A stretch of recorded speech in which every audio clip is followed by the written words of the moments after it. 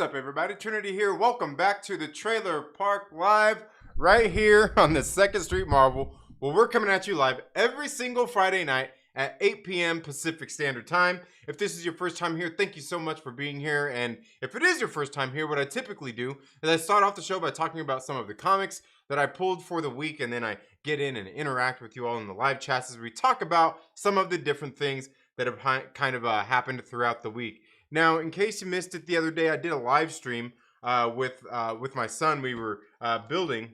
We've been doing some Lego builds here lately. We're recently sitting here building this Darth Vader head. I don't know. Would they call that a bust? It's just the head, but I feel like they would call it a bust, even though it don't have his bust. I don't know. But we've been building this the past couple of days. I think we've got 3 bags left. There's 5 bags, and I think, okay, we've got I don't know, 2 of the bags done. I don't know. We must have a few of them done. But here's what we're looking at, looking like so far on getting this thing built. If you would like to help fund me and my son's newfound addiction for building Lego sets, feel free to become a channel member. There's a link down in the description, or it's right next to the subscribe button, which I hope you've already done. I hope you've already subscribed to the channel. If not, make sure you subscribe. Hit those bell notifications so you get notifications anytime I go live or upload new videos. But yeah, like I said, if you want to help fund our newfound addiction, yeah, like I said, consider becoming a channel member. Or if you don't want to do that, you can always send a direct donation. Links down in the description. Or you can even send a super chat. That's all good. Whatever you feel is appropriate. Hey, if you're just here to watch for free, you don't want to support with your hard-earned dollars, don't want to be a channel member, don't want to send a super chat, it's okay. Make sure you watch those ads for me at least. Could you at least watch the ads? Come on. It's the least you could do if and believe me, it's all good. If you don't like me and don't think I deserve some ad revenue, don't watch the ads. Skip over them. Maybe skip out of here if you don't like me, you don't want to see us. Right, you don't want good things for me. So you might as well. I'm just kidding. But thank you all so much for being here today. Yeah, we've been having some fun getting into these Lego builds, though.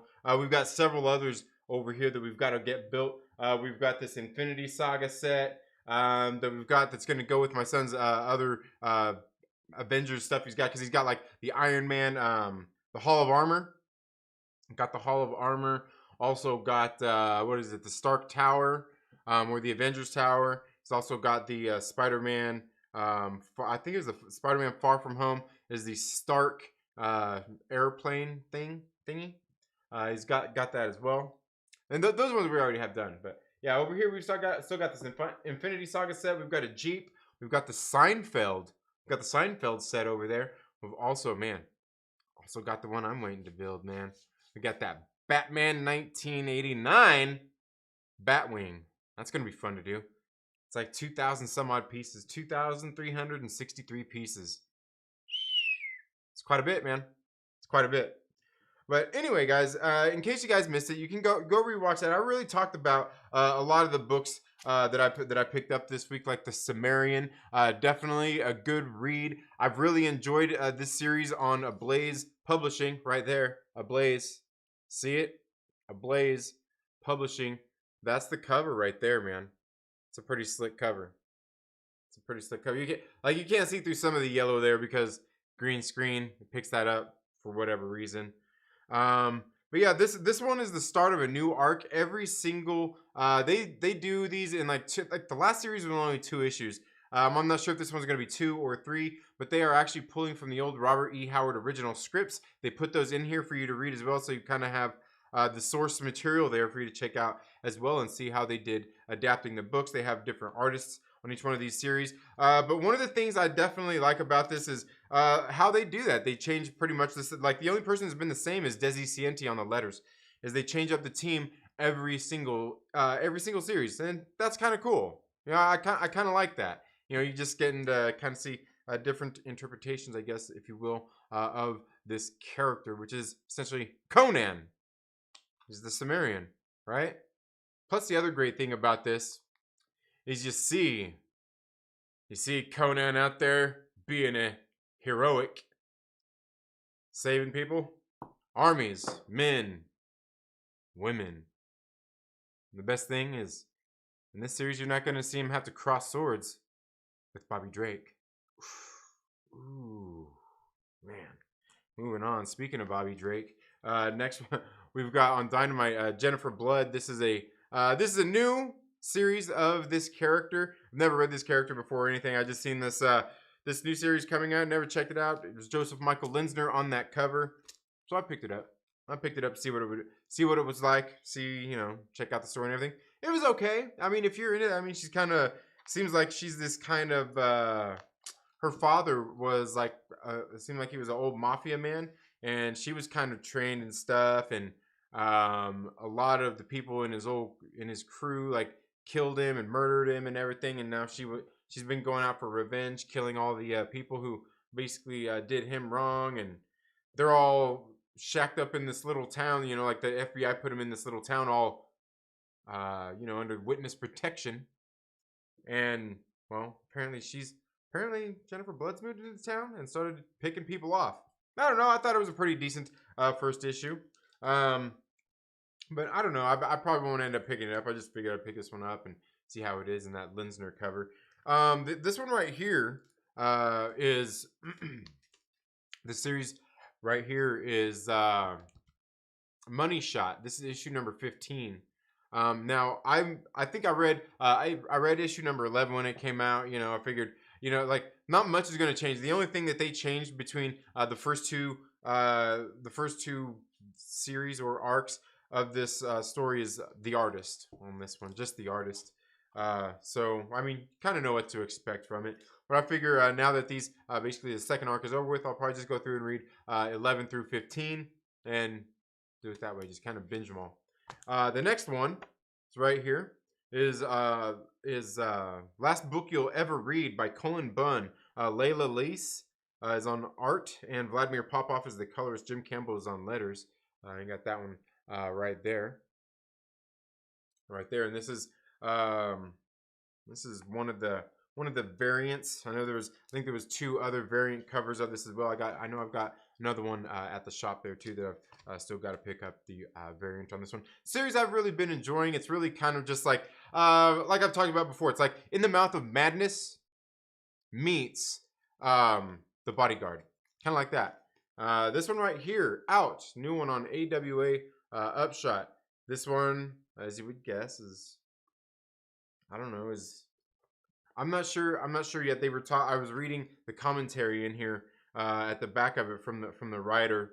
I think it was from the writer, and then they had the artist in here as well. They had these little interviews, and I'm not sure if the monster's gay or if one of the characters in the internment camp is gay. I don't know, but that's what I took out of it. That's what I took out of that.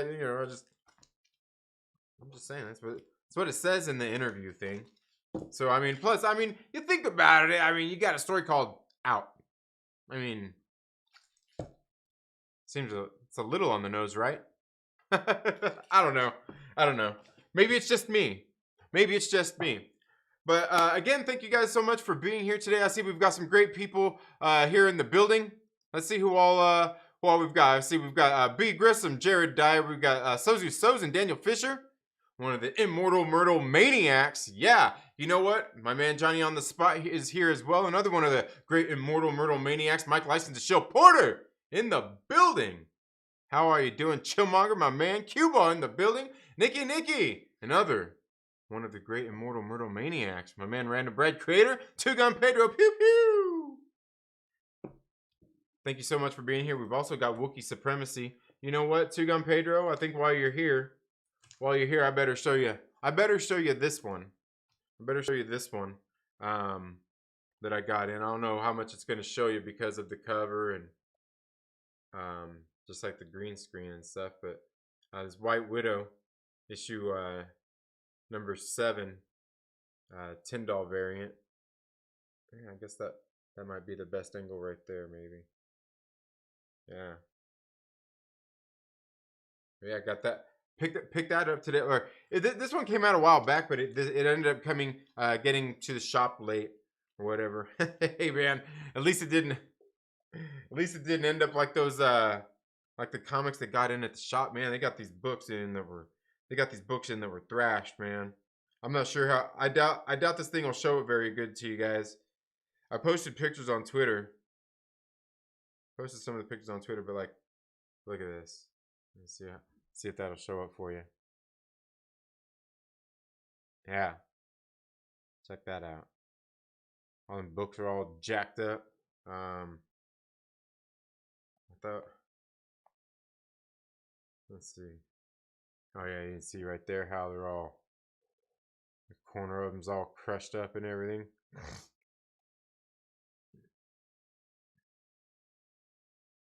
A lot of them here on the edges. We're still kind of all jacked up. And you see these ones, man. Like, look. It's like Ace Ventura delivered. It's like Ace Ventura delivered that shit. It's like Ace Ventura delivered that shit. That's funny, huh? You remember in Ace Ventura where it shows him delivering the package? He's all fucking doing flips and kicking it around like he's fucking Pele and shit. Hilarious. Hilarious stuff.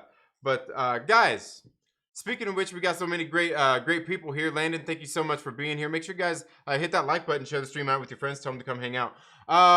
Guys, channel members, we're going to be talking about this over the next week here or so, because we're going to finally get down to these giveaways. Guys, if you're just here, subscribe to the channel, you've been collecting your Myrtle bit, you can check it down in the comments below. Here, what we're going to be doing is we're going to be doing giveaways. We got some giveaways that we're going to be getting done. Some of those of you guys that have the Myrtle bit, what you'll do is you'll use that Myrtle bit to buy these tickets that get you entered into the giveaways for the books that you want to get. So you're not automatically entered into every single one. Maybe you just want this one book. You're like, I don't care about that book. I like this book. Hey, we got like I think 3 books that we're gonna give away. And these are just for regular subscribers and stuff. Yeah, just for you hanging out. Yeah. So we've got a few of those. To give away. But so you gotta save your Myrtle bit. You gotta have that Myrtle bit collected up to get entered into those. We'll do one of those. But the other thing we're gonna do for channel members, what we're gonna be doing is we're gonna be doing a giveaway for channel members for this book right here. This is Lady Death, Cataclysmic Majesty. This is chapter 13. This is chapter 13 of Lady Death, of Brian Pulido's Lady Death on Coffin Comics. This was a Kickstarter project, that they funded on Kickstarter. That that being a channel member, basically your membership goes. What I do with some of that money is I put it into crowdfunding comics. This is one of the ones we got. What I did when I backed this campaign was I ordered myself. I can go get it if you'd like to see it, but I ordered myself the hardcover edition, and this one they had a package that they had there that was actually at a pretty good deal. Brian Pulido and Coffin Comics, the projects that they do over there, they put, if you ask me, I think they've got a pretty good value and bang for your buck for the books that they put out. And a lot of the stuff that comes with it. They send all kinds of extra perks and everything and all that stuff. But anyway, I picked this one package that I got the hardcover edition, which, God, that wasn't a Paolo Pantalina cover, was it? I can't remember who it was that did the art on the hardcover. But then I went ahead and got this one as well. And this will be one of the books that we're going to be giving away to channel members. We're going to have a giveaway for them. For the channel members. That's right. Just for being here on the channel and supporting and stuff. It's not going to be about tickets or anything there. Everybody just has their entry to get into it, and that's how it's going to go down. I actually just backed another. I've got a couple of chapters that I don't have of the Lady Death, but I've got but recently backed one of the campaigns for the newest one, which is what, chapter 13 would be 14. Is that the next one? Can't remember if that's the next one or not. I can't remember how many of these books I've got right back there of these.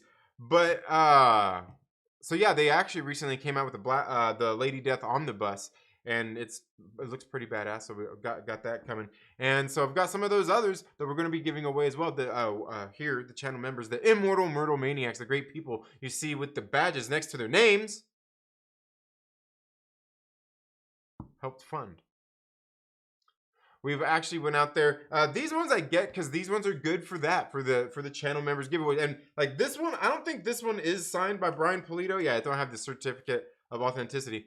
But some of the other ones that we got are actually signed by Brian Polito.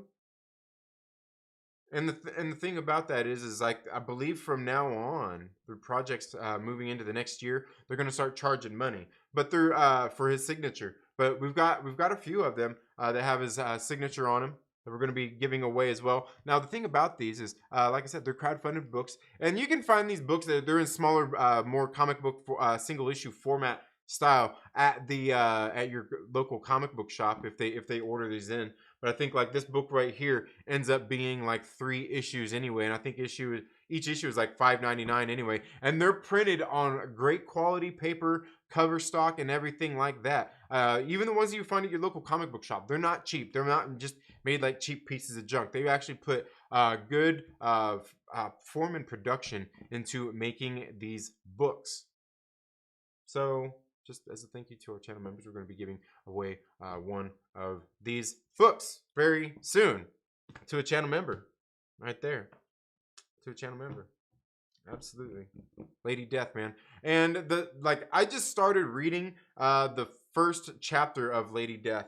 And just getting into, I don't know, I'm probably about 5 or 6 pages into it. It's pretty good so far. You get in there, the story's pretty good, and what's really great is the art when you get inside of these books, man. Absolutely great. Brian Polito and the guys over at Coffin Comics, they are really kind of like the gold standard for kickstarting comics and everything for the Kickstarters, man. Because like they put plenty of perks in there when you back it. You get like lanyards, buttons, stickers, little calendars, little flip books, character cards, all kinds of different cool shit as they hit different milestones on the way of getting their book crowdfunded. They add extra different goodies in there like that, and I'm telling you, they're the best. But we've also went out there and crowdfunded quite a few smaller creators as well. One of the, I would say probably like kind of a big small creator that we did is the guys over at Iconic Comics. We've backed some of those, some of the Common America. Is it Common or Cayman? Is it Common or Cayman? America.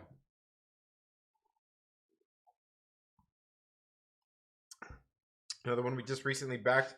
And believe me, the milestones that I have set for subscribers and for channel members and everything, we've exceeded the amount of books we were supposed to back for this year by a long shot. Because maybe I have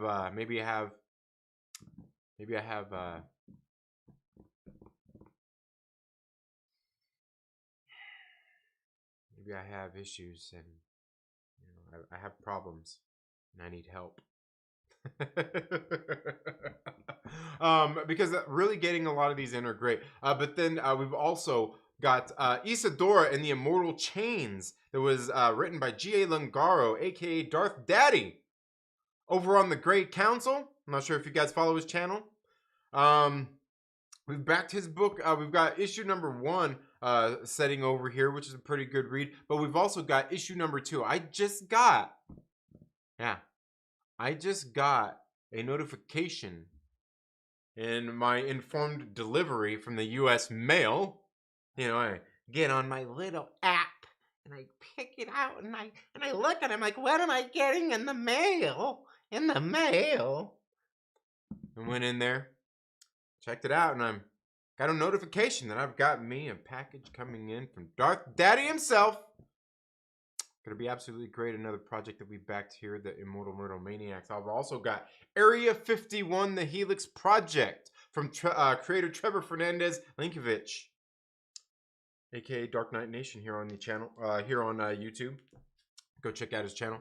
We've got some of those books that we backed. I've actually got some here. I've still got to get shipped out to channel members anyway. I was gonna send some of these out to some of the, to some of the channel members as well. Just send them out, you know, and you know, some of our members who have been around here for a while, send them a copy of these since they've been here. I've got several of them that have been here for well over a year. So and I've got some of the copies already sent out to some of them. I believe Captain Pennsylvania. I think did you get some?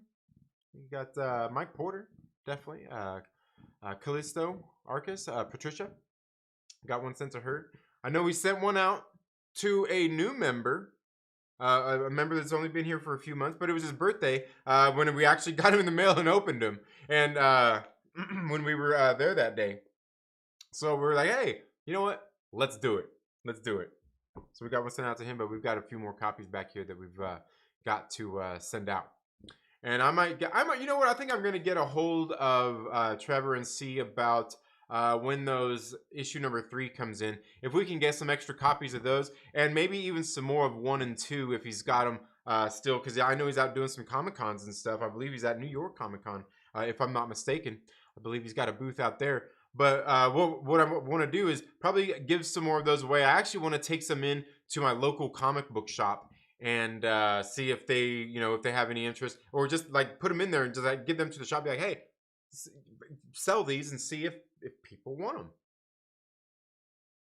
And they can get on and back to Kickstarter. If not, maybe if you think if they sell, if people want them, maybe we'll just order some extras in again. And get some extra copies in. It's definitely been a good story. Area 51, the Helix Project, great story. Isadora and the Immortal Chains, definitely another good story. Some great books that I've read here from the crowdfunding comics. Also, I mean, we just got a lot. We've just got a lot of books that we've done, and I seriously need to get off my ass and get some of those books reviewed, because some of them are absolutely great that I've read. I've read most of them. And they're all, you know what? Honestly, they're all good. I mean, I'm not some of them. They're all pretty damn good. So, yeah. Anyway, let's get in here and see what everybody's saying. But yeah, so we'll channel members. We're gonna get together. I'll put some posts up here over the next week, and we'll plan for maybe next weekend doing. Better check which weekend. But we'll do a giveaway for the channel members. We'll do a members only stream and do that very soon. So let's get in here and see what everybody's saying. I've got a little more comic books I want to talk about, but we've got some other stuff that we got to talk about as well. But oh man, look, I forgot the green cover. This series right here, man, has been so absolutely great. The EC Comics, man. These are the old school, like these comic books are older than I am. Not this specific one, because this is just a trade that's got several different books in it right here. But these books, when they originally came out, they're older than me. I mean, they're like I think they're from like the 50s, the 60s. Very great stuff where you get like Wally Wood in here. You've got Al Feldstein, Jack Kamen, Jack Davis. Let's see, Joe Orlando, writing by Bill Gaines as well. Just a lot of great stuff. Who else is there? Johnny Craig, isn't that his name?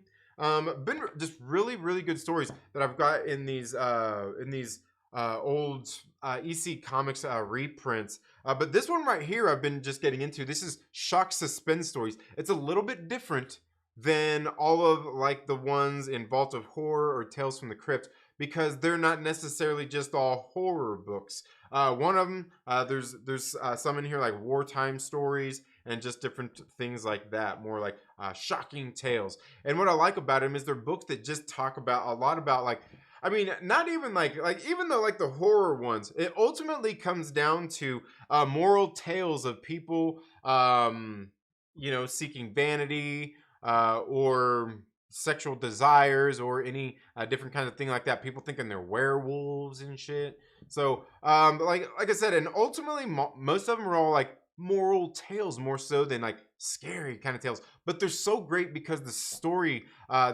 really resonate with you. You know what I mean? I mean, not like those. Remember those little.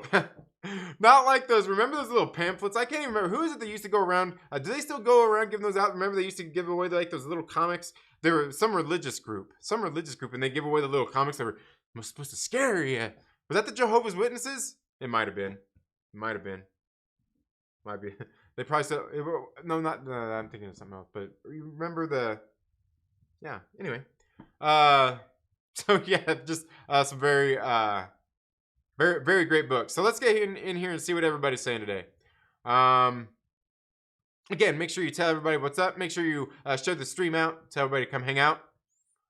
Yeah, what's really yapping? I don't know, man. I'm always yapping about something, Pedro.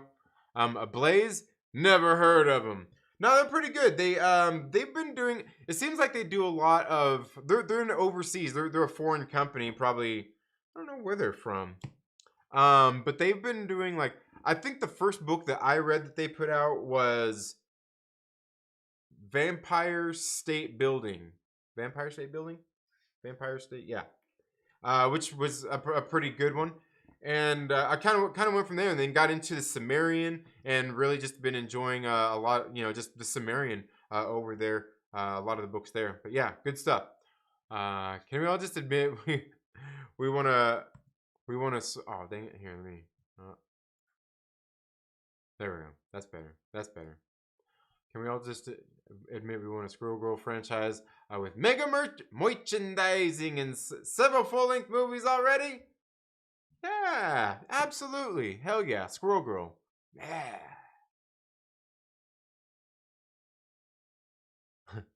Oh man, what's that? Chit Niggy. What?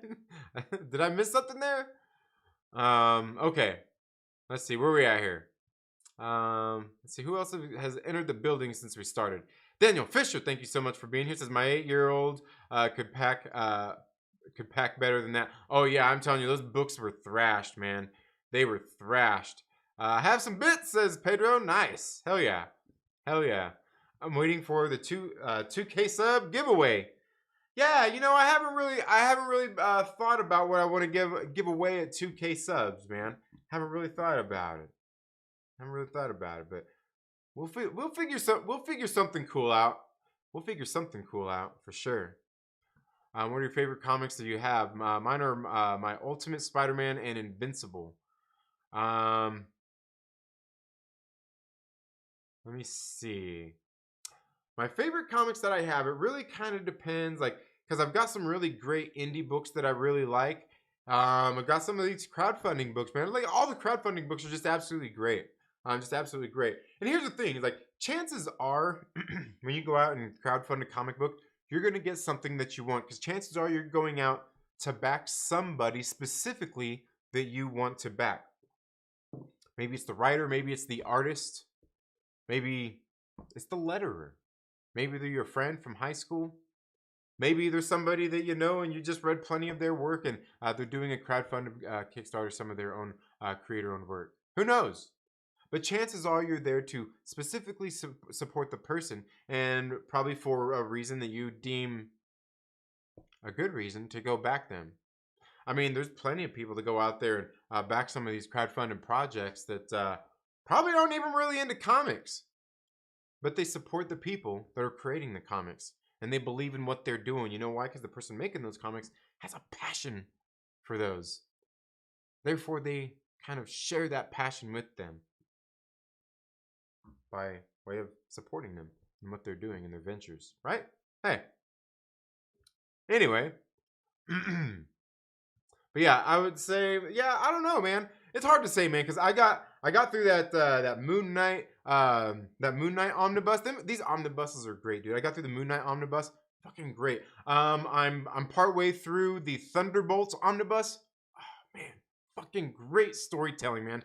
Fucking great. And why is nobody talking about the Thunderbolts in the MCU? Come on, guys, get with the damn program. Get with the damn program. We better get Thunderbolts before we get Squirrel Girl. If we don't, it's all your fault. But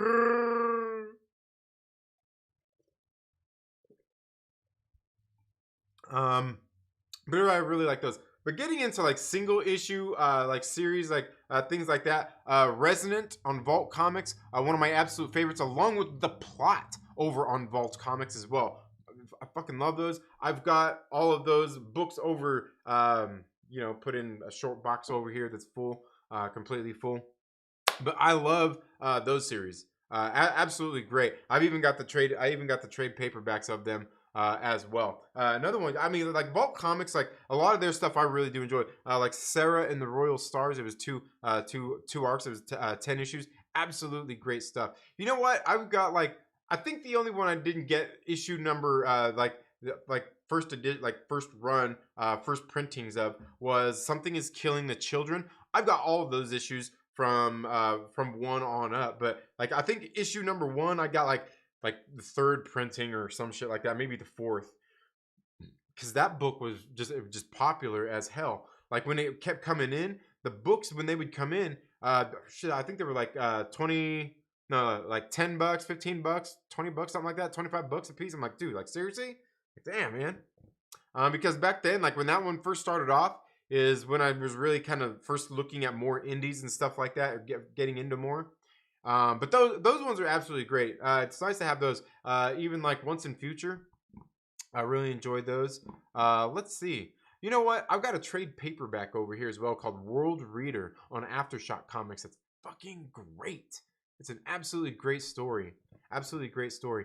What else? I mean, I can think of several, like, you know what, on DC Comics, I've got all of the deceased issues that they did there. Tom Taylor did all. I've got all those over there, and I think on all of them I've got the zombie head variants. I mean, I like those. Those are some of my favorites, and obviously, do I even need to say Black Widow No Restraints Play? Got that series.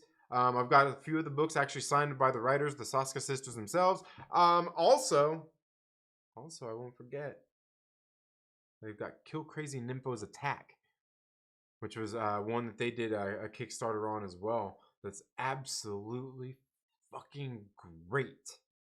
Absolutely great. Very rare that you're going to find it. If you can find a copy of it, make sure you pick it up. Make sure you buy it. Chances are that the only place I know you're probably going to buy it from is probably from the creators themselves, which is the Saska sisters, and you can get on their Etsy store and see if they have some left. You can get on their Etsy store and see if they have some left. But those are great. Let's see. I've got Incredible Hulk 181, original owner. My father bought it, and then I therefore kind of inherited it. What else? Yeah, I don't know. Yeah. Like I said, there's plenty of indie books that I've really enjoyed. It's like nice knowing, like, hey, I was there when these things started off, and been supporting them in like different, companies and stuff. Like Vault Comics, they've only been around since like 2017. Been supporting them for a while and seeing a lot of the series they're putting out, so it's pretty cool. But yeah, it kind of really depends. Patricia, thank you so much for being here. Says I can't stay because we're celebrating my sister's birthday, but I wanted to stop in, say hi. I'll watch a replay tomorrow. All right. Well, thank you so much for being here, Patricia. Have a very good time and safe time celebrating with your sister. Yeah, sounds like fun. Lady Death, more like Brady Breath. What's up, Mike Porter? Yeah, have a great night, Trinity and the Immortal Myrtle Maniacs. You as well. Let's see.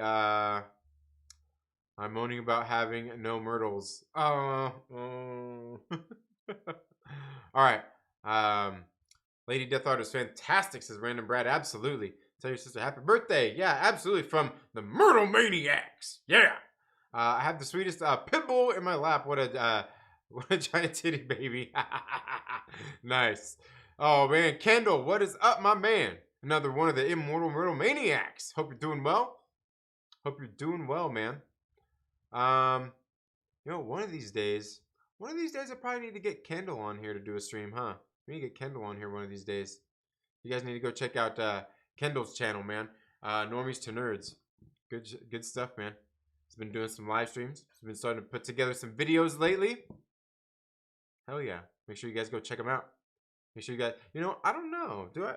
Yeah, I think there may be a link down in the description to his channel down there. If it's not there, it'll be there very soon. I'm pretty sure it's there though. Just notice your that's how cool. Show them off. Yeah, just kind of like, I don't know. I've got a few like they're kind of all jacked up right now from when I got in a wreck. I got those right there, that right there. Got this one on my neck. No, I don't got one on my neck, but I got this one. I'm kidding. I'm kidding. I do have some on my legs though. I do have some on my legs though too. Do have some on my legs. Yeah. B Grissom, what is up? Good luck on the comic, everyone. Yeah. Hell yeah. Speaking of comics, anybody else doing those VV drops? Anybody else doing VV drops, man? Vampire State Building, cool title. I like Philadelphia. Yeah, definitely. Very, very much like that. And I can't remember who it was that wrote Vampire State Building. Who was it that wrote Vampire State Building? I'd have to pull the book out and check, but man, I want to say it was like somebody. Yeah, that's a good one. Hare Krishnas were the people who were handing out pamphlets and stuff at the airport. No, not the pamphlets, but the little scare. They were little books. They were little religious books, and they were always like scary, like telling you like the Lord's gonna kill you if you do these sinful things. Yeah. But no, not the Hare Krishnas. That makes me think of like Airplane and yeah, man, just like I can't remember the other one. Like so many of those movies where they put the Hare Krishnas in there. That's funny. Yeah, give away a brand new car. Funny, Mike. Oh man, yeah. How about a Tesla? That's funny. We'd like you to accept this flower on behalf of the Church of Religious Consciousness. Oh man, that's funny. Can you give away a brand new Tesla? No, it'd have to be a Tesla. It'd have to be a Tesla, and it'd be like a little model car that I'll go and I'll paint. I'll put an extra E on there. Yeah, the Moon Knight Omnibus, dude. It's the best. It's the best, dude. It really is. It really is. You get in the VV drops? Yeah. I did get in on that.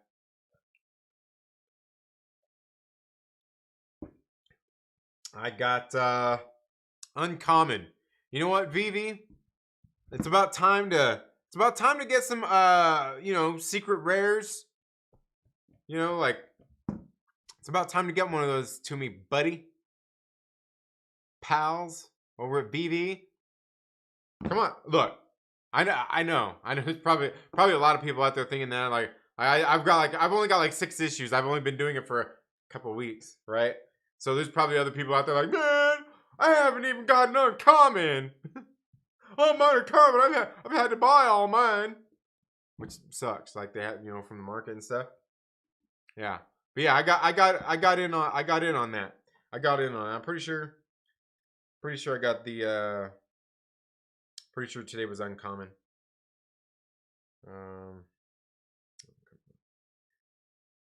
Come on, man. There we go. Yeah, Uncommon. Got the Uncommon. I got Common Fantastic Four. I got Ultra Rare on the Immortal Hulk. Kind of proud of that one, but X-Men was Uncommon. Captain America, Common. Yeah, how many? I've only got 2 common covers. 2 common and 3 uncommon. Got the Uncommon Amazing Spider-Man number 361 also. Yeah. So, I don't know. Here, got them. Probably hold on to some of those for a while. I mean, it's kind of pointless. I can't really do much if I sold them anyway, right? Can't really do much anyway if I sold them. Like, hey, check these out. I've got these gems. Can I sell my gems to somebody? Can I be like, yo, Star Wars MCU OG, you want to buy my gems? Why don't you cash out me, $20 for these 20 gems?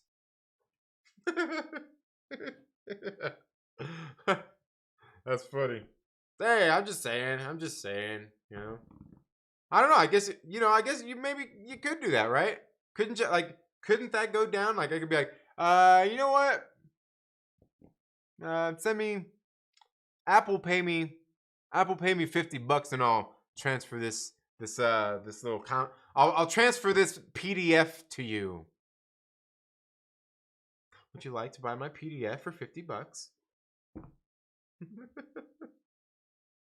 Oh man, that's just funny. Got rare this time. Nice. Hell yeah. Hell yeah. Good deal. Yeah, my first one that I bought was the ultra rare one. I was like, yeah. I felt like I won that one. You know what I mean? Like I was like, yeah. Cause that one's still going pretty good. Like I think the highest I seen it going for was like $700, almost $800. And now it's back down now. It's like kind of way down, but like damn man, it almost would have been worth selling then. But like say I would have sold it for like say if it would have sold for 700 gems, like what am I gonna do with them? Here, I'll send you these gems. Send me $700. I'll send you these 700 gems. How's that sound? Yeah.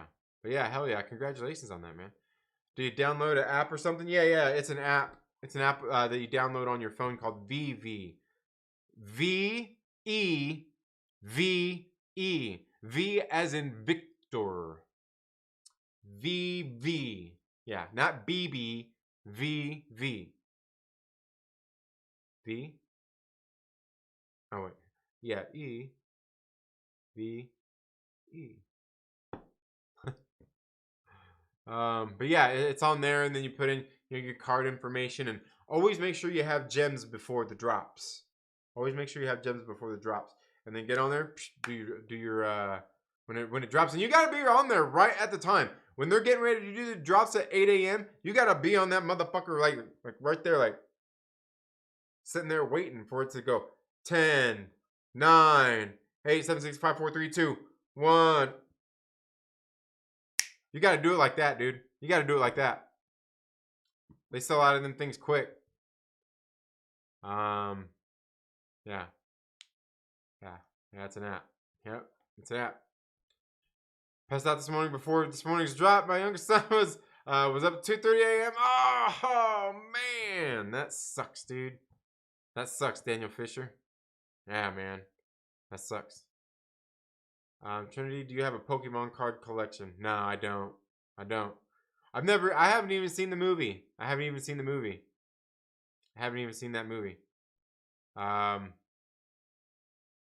But yeah, no Pokemons. Yes. Let's see. Got an uncommon Spidey yesterday. Oh, you got an uncommon Spidey? Nice. Nice. Hell yeah. Hell yeah. Nobody really buys the expensive ones. Oh, you mean on the comics? Because I know they've been doing like figures and stuff like that as well. I was like, huh. All right. Those are like, some of those were like 35, $50 or some shit like that. Like, yeah, that seems a little too much for me. Yeah. VE. VV. VE. V as in Victor. E. V as in Victor. E. Yeah. VV. Yeah. That bond one was expensive. Oh, the figures? Okay. Yeah. And you gotta be on Wi-Fi. Oh yeah. Yeah, probably so, man. Like, yeah, I'm at the house when it drops, so yeah. Wait, how many Pokemon can you name? Is Pikachu? Is he a Pokemon? There we go. The movie got me into the card because the theater was giving out promo packs, and I ended up with a rare holo Detective Pikachu. Got me hooked. Haha, it's funny. That's funny. All right, you got it from the marketplace? Yeah. Right on. Stuff I have for real, so I feel your pain. Yeah, man. You know what? When I was like when my kids were babies, we got lucky, man. Like they slept through the night. Like when they were newborns, like we would wake up to feed them. Like oh man, like like to make sure, like oh they still alive, man. They're just sleeping. They're not acting hungry or anything. So we would sometimes we wake them up. Sometimes we just wait till they decided to wake up and feed them. But like most of the time, they were good though. They were good, man. Like I'm telling you, we were really lucky with like our kids are like super fucking cool. They were always calm. They were never all crazy or anything. Like I said, they pretty much always slept through the night. They're well mannered and they're behaved, right? I don't know. They're great fucking kids. They make me proud. They make me proud every day, man. They make me proud every day. They really do. They're the best. Absolute fucking best. Best kids in the world. Best kids in the world. You know, I remember we went to the theater and this old lady came up after the movie one time. I can't remember what it was. But it would have been something, maybe for a little bit maybe a little bit older audience. I can't remember what it was though. But this old couple came up to us as I was leaving. It was just me and the kids. I don't think was my wife there too. My wife might have been there with us. I used to take my kids to the movies a lot. Um, but they came up and like the couple, the old lady. She's like, you know, when we seen you walk in with your kids, we were gonna leave, but your kids are so. But I think she started off said your kids are so well behaved and they're quiet. I think that's what it was. And she's like, when we seen you walk in, we were gonna leave, but they came in and they were really quiet before the movie even started. And we just want to say we're really impressed, because they were just your kids are really good and well behaved and everything. And I was like, well, thank you. You know, like hell yeah. But they are. They are. You know what I mean? Like, damn. It makes me feel bad when I have to be mean to them. You know?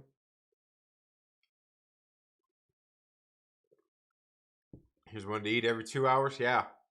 Yeah, and isn't that what they say too? You should be feeding them every couple hours. Like, nah, man. Like our kids, like they were good, man. They'd eat and they'd, you know, and they just chill. Yeah.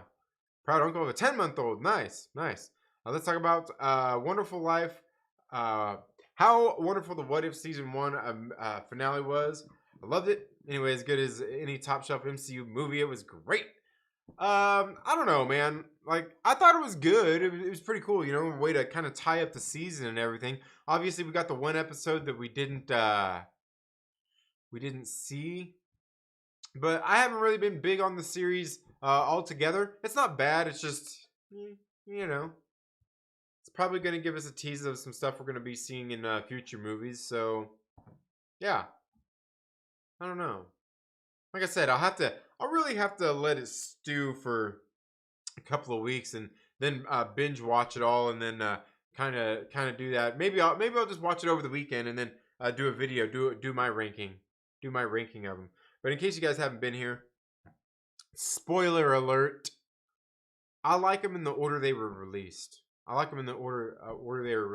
I think WandaVision was definitely the best of the series.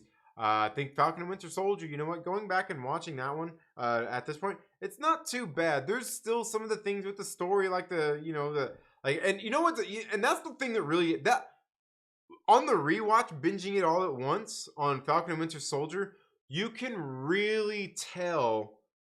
Because I mean, during the season, I watched them all pretty much each week before they were coming out. Anyway, like for week, like I watched week 1. On week 2, I'd watch, and I probably watched it a couple times that week, and then would watch it again before the next episode drops and stuff like that. So I've watched them all plenty of times, but then having them, sitting back, letting it, not watching them for a while, and then going back and watching them, I think that the Falcon and Winter Soldier, it's actually pretty good, but some of the stuff that they actually changed, you can really see some of it in there a lot more even now after watching it so many times, taking a step away and then going back to watching. It's like, yeah, some of it's pretty disjointed, but I don't know that it necessarily suffers from that other than just a couple of little instances within the series itself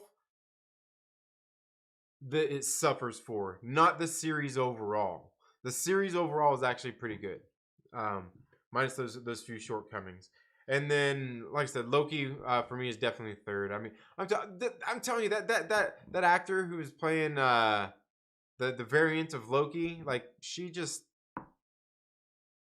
see how I'm doing that? You see how I'm doing that? Hey, look, any of them fucking weirdos. Are any of them fucking weirdos here in the chat today? Oh, maybe not. Probably because we fucking booted him. And fucking stupid race baiting bullshit fucking guys. See how I said, I didn't say female Loki because she's Loki. I said it's Loki. The actor who played Loki, she just didn't do a good job. Get it? Fucking people, man. Now these fucking weirdos. Fucking weirdos would be like on Twitter and shit saying stuff too now. Like, bruh, get a fucking life. Like, what do you think about this? So and so is what? Like, bruh, I don't care about anybody's fucking problems thinking that they're fucking marginalized in Hollywood or what what any of these people's like thoughts are on, you know, some of those kind of things, you know, like the equality and all. But like most of these people that like that are really speaking the loud people about this have no fucking clue. They're disconnected from fucking real life. Where I grew up at, everything was all good. Everything was all good. I mean, was there people who said stupid, ignorant shit every now and again? Yeah. But when it really comes down to it, we're talking about fucking children. Like when I was a kid.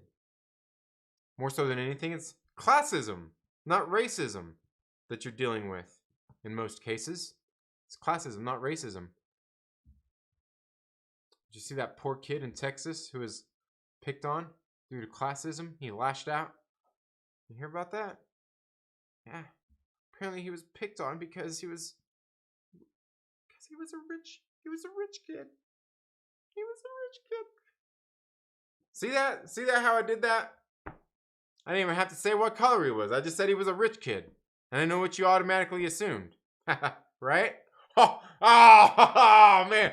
Nah, but seriously, like nobody gives a shit about that kind of stuff, man. I'm glad not to see these idiots in the chat. Glad not to see them here today. But these people have even been tagging and sharing bullshit on fucking Twitter. I'm like, bro, I don't give a fuck about that, man. I don't give a fuck about that shit.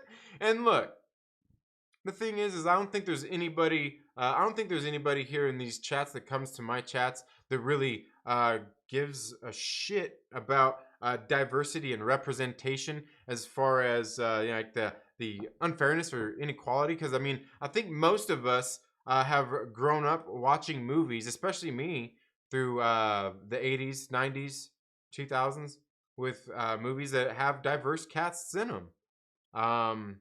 Without them going out of their way trying to do that. I mean, I don't know. That's just kind of how it's always been for me. It seems like, but you see, now they actually go out of their way and make movies like to, you know, for specific audiences. And hey, that's okay. That's okay. They can do that. If you want to make movies that cater to a very specific audience, just know that for the most part, you're just going to get this very specific audience. You're limiting yourself, but there's nothing wrong with doing that. It's okay. I don't think there's anybody that ever comes here that really cares about that stuff. I think for the most part, most of the people here, they get it. We're cool. You know, I could be wrong. But now these fucking weirdos. How'd you find your way here, man? I'll tell you. You know what gets me so triggered when these idiots come in here and start putting all that shit in there? I see them on all kinds of videos, linking stuff. Like, you know what? You know the thing that frustrates me the most about it, that gets me fucking triggered the most, guys, is that I'm just like, you got the wrong channel, bro. You got the wrong fucking channel. These aren't the incels you're looking for. These aren't the incels. Oh, sorry, guys. Sorry, here. Oh, come on. Oh, man. Are you going to do this too? You're probably going to do this too, watch. Yeah, of course you are. Of course you are. Let's see here. Nope. Boom. There you go. These aren't the incels you're looking for. Oh, damn. That's funny. You know, and seriously, that's what gets me so triggered when these sons of bitches come in here spouting all their stupid shit. Like, don't come in here with your stupid race baiting bullshit. And that, like, you've got the wrong incels, man. Oh shit, that's funny.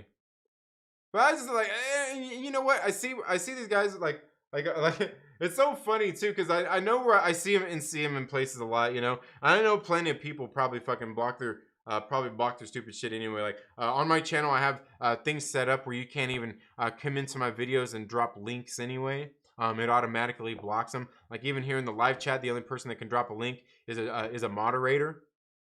That's the only people that can drop links in here for reasons, stupid reasons like that. Because then what these idiots do is they come in here and then they just try to spam the chat, which is ultimately what triggers me even more. Is they come in here and spam the chat, like taking the quotes from the fucking from these stupid news clips that they found, these interviews and shit, and they just put them in the chat like, wow. Don't you got fucking something better to do with your life? The other thing is, it's bots. It's bots. But don't you got anything better to do with your life? Sitting here, reading fucking stupid people in the super chat. And that's the thing, it's not even people, it's fucking stupid bots. I don't know, man. I don't know.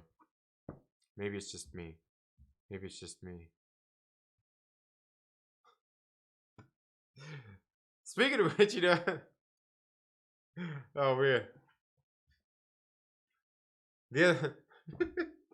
Where's Dixie at?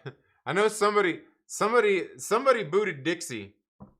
Somebody booted Dixie. Dixie's not around. Maybe it was me.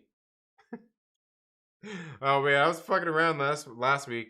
I think it was last week when then people came in and I was like, you know what? Fuck it. I just threw the wrench at everybody. I just fucking hammer flew at everybody. I was like, fuck it. I don't feel like dealing with people's stupid shit tonight.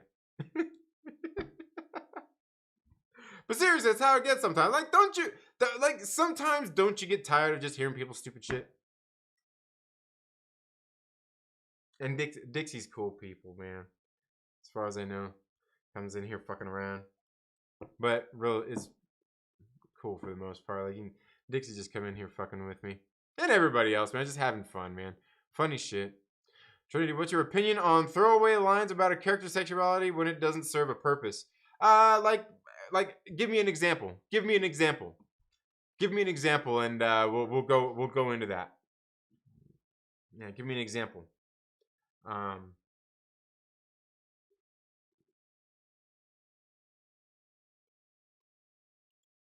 Because to me, it just depends on, first of all, what story is it, and does it matter to the story, like overall, or is it just maybe it's just a joke? Maybe it's just a joke, right? Like they turned your comic into a 90-minute gay joke, right? You know what I mean? Like I mean, it kind of depends. Give me an example. Give me an example though. Yeah, give me an example on that one. Because like I said, like if it's in something that's just like a regular movie or something, but like to me, a lot of it like ultimately comes down to franchises, right? Stuff that you grew up really enjoying, like say they make one of those references in like a Captain America comic, or the Captain America in the Captain America, the MCU movie or some shit like that. It's like, what, like, does it even matter? Do you even need to say anything? Right? Do you even need to say anything? You could look at just like, like for instance, in the upcoming Eternals movie, we know there's going to be a gay relationship in there, but how is it in the movie? I mean, what do they do? I mean, supposedly they're going to do an on-screen kiss, which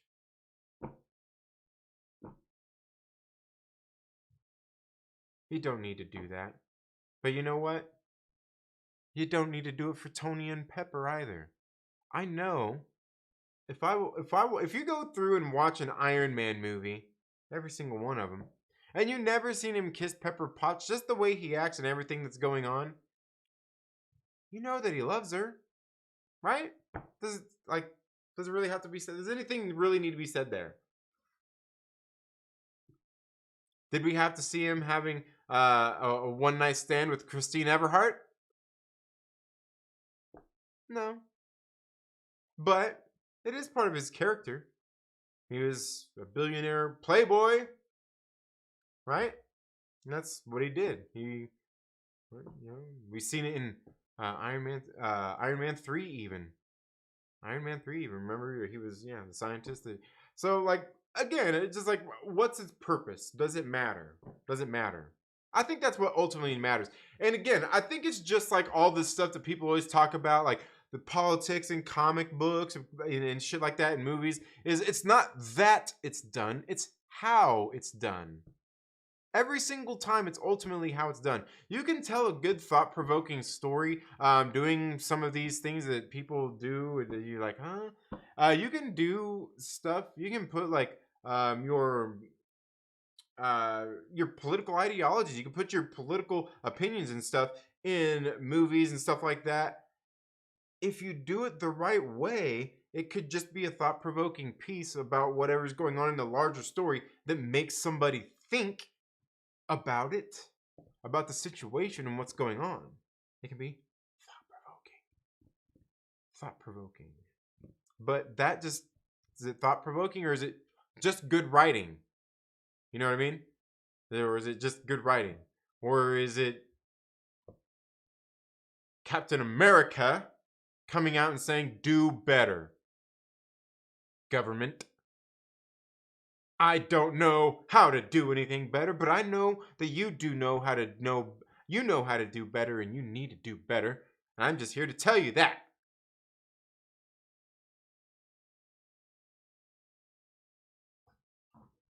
Do you really think government officials know better? They don't. They don't. Oh, sorry. Where was I at? So this says, here's their character that's their character.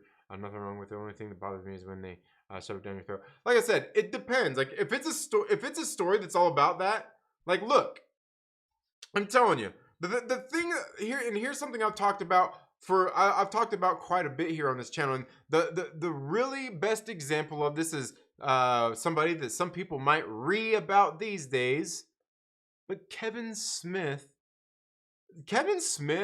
did so much in just those few fucking little fucking independent budgeted fucking movies that he did and made boatloads of money. He knows how to do storytelling and how to do things the right way. Go watch the movie Chasing Amy. That movie is doing nothing but shoving shit down your fucking throat the whole time.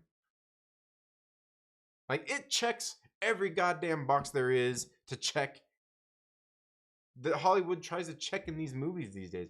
Every single one of them. Every single one of them. Chasing Amy. Right? It's one of his best fucking films. And it's because everything is done in the right way. You got your gay relationships in there. You got your lesbians. You got all that stuff. I mean, there's only, I mean, as far as we know, there's only one part of the community. I mean, maybe more. There's definitely one part of the community that we you don't really see in there, but they're probably there.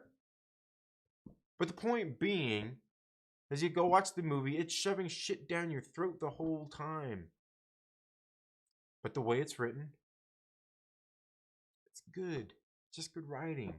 The acting in it's good. The story is good. You know, and it checks all those little boxes. You know, it does all those little things.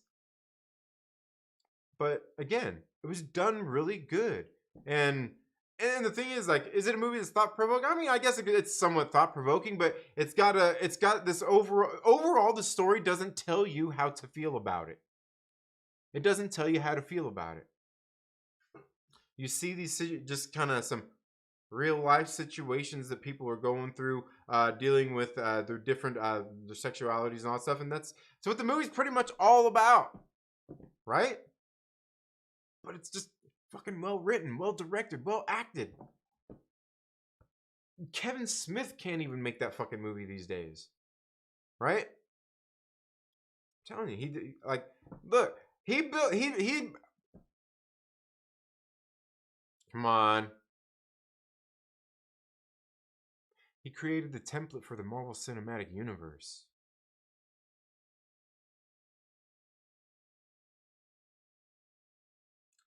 This guy, Kevin Smith, built his empire on genius. I'm not saying it's there now. He-Man's not his, so you can't say that's not an empire he built. And I didn't watch it, so I'm sorry, not He-Man, Masters of the Universe. I can't say that I watched it, so I can't say that he ruined it. I can't say either way. I'm just, this is something from my childhood. Like, I was kind of into it at the time, but looking back, I'm like, it wasn't anything. Like, I wasn't like, oh, He-Man, he's the best. But but certainly I've heard plenty of criticisms out there of people who do and don't like it. Let's see. Let's see. I want creators to be in control, not marketers. There's a place for the latter, and it's not in content creation. Yeah, absolutely, absolutely. And I know, like, on Twitter, I even seen a lot of people in the community that were like, they're like, yo, companies, can you get like somebody that's like actually gay to handle your campaigns, or somebody that's like, like, because all this feels fake, right? Yeah. Example is that one line from Loki in the series.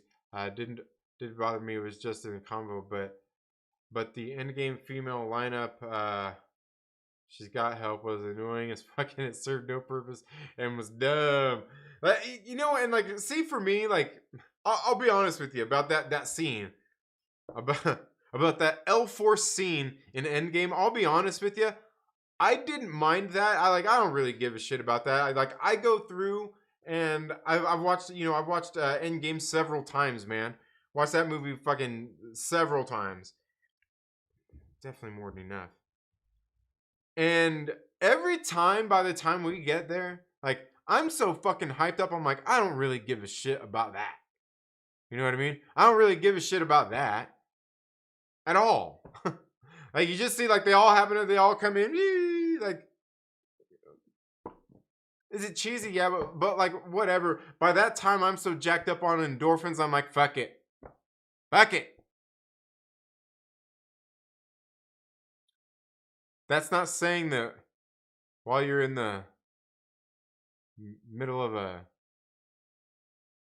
some three-way action that you need to let your friend reach over and I'm just kidding.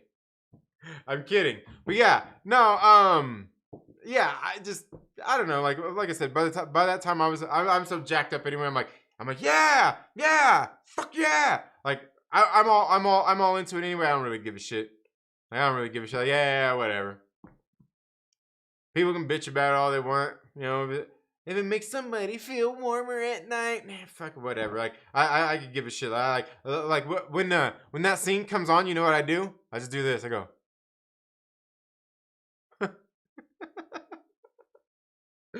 But yeah, like for me, it doesn't ruin anything. It doesn't ruin anything. Like I said, I'm already jacked up already by that time anyway, man. I'm already jacked up by that time. But I get it. You don't like it, it's whatever. You don't have to like it. Yeah. I mean, they obviously put that in there for, to make people feel good, feel good about themselves. Christian Bale quoters were in mass for real. Oh, I know, last weekend, I know they were. Like, I'm sorry, I came out in your chat with that stuff. Oh, Mike Porter, funny, man. Uh-oh, yeah. Wrench me, I hate bots. Yeah, they're the worst, man. They're the worst. They picked the least hot guys to do the game relationship with. I don't know who it is. Is it, what's his name? Kumail Nanjiani? He got pretty buff for that, man. I don't know. He might be walking by and be like, he must work out, right? I don't know. He got pretty buff. You know what? I gotta say, Kumail Nanjiani looked like he got more jacked than fucking Shang-Chi did. Or, I mean, yeah, that guy. He looked like he got more buff than that motherfucker did. I don't know. Telling you, man. I'm telling you, bro, you gotta cut that fucking rice out of the diet. You gotta cut that fucking rice out of the diet. If you're not gonna put in all the hard work, you can't put in them fucking carbs in your body like that if you wanna get fucking shredded for a roll, brah. You know why Hugh Jackman? I don't know. Hugh Jackman. He probably didn't even fucking eat. He probably didn't even eat rice. He's probably just on straight chicken breast and broccoli and steroids. No Time to Die has this conversation and handled it very well. All right. Yeah, I need to see that. I haven't seen that because I'm a few movies behind on Bond. I'm a few movies behind on Bond. So yeah, I haven't seen it yet. Should have been Thena and Ajak in a relationship. All right. Again, I'm not familiar with the character, so I'm not familiar with the character, so I can't really say. I'm the last one to ask about that. Brian McCann says, example, just a regular character that blurts out their sexuality preference without it mattering to the story. No limit to say gay, etc. Doesn't matter unless we see something. Yeah, and that's the thing is like they're just saying it like yeah. Like I said, because like I said, like I was just referencing earlier, like in Dumb and Dumber or whatever, when the guy walks by or whatever, like oh yeah, he must work out. When with the hot chick or whatever, wasn't he with the hot chick, something like that? I'm like yeah, he must work out. Like that's just like it's not saying or doing anything, but like the joke itself is like yeah, I mean come on, but yeah, I mean, and the thing is like. I mean, I know what you're talking about, but I mean, do you have any specific examples? Any specific examples? Because like I said, I think the biggest problem is when you see it in like, if somebody did that shit in Star Wars, like, what the fuck does that matter? Like like a little one-liner like that. What's what?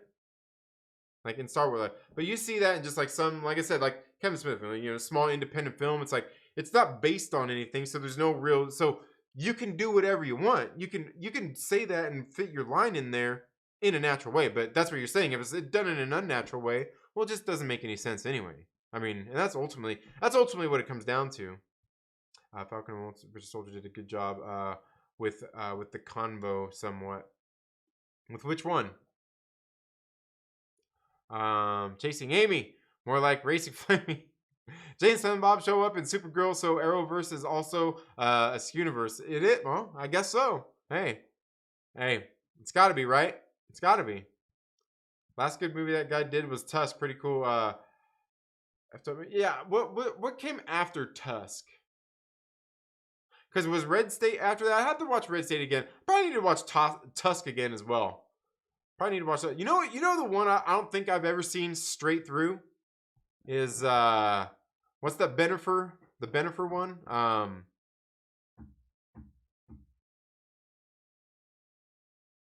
That one. I don't think I've seen that one straight through.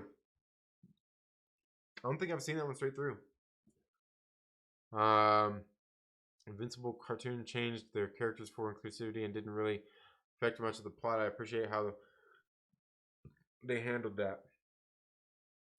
Yeah, and I'm sure there's somebody out there, there's somebody out there upset about it. Time with his She-Man shit.